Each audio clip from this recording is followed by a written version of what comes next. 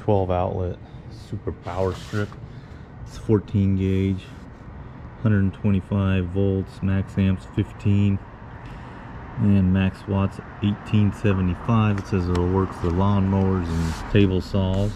Got 12 outlets, 70-inch power cord, no USB, but it does have two different options here. It's got these little end plates and a little insert. So we'll get this put on here and see how it works. Use something with a flat washer style head. Went in there. Plugged in here. Keep in mind there is a little part where this sticks out. Might have been a little bit better on the side, but be tough to get to the screw. So lights on, and I plugged in my heaviest duty piece of equipment, my thickness planer, and we'll see if it fires up. So it does. That thing runs 15 amps. So a nice little piece, lots of power.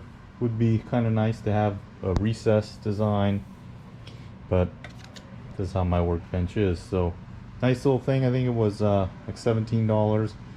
Harbor Freight. Check it out. Thanks everyone for watching. Please do subscribe to the channel. We'd really appreciate it.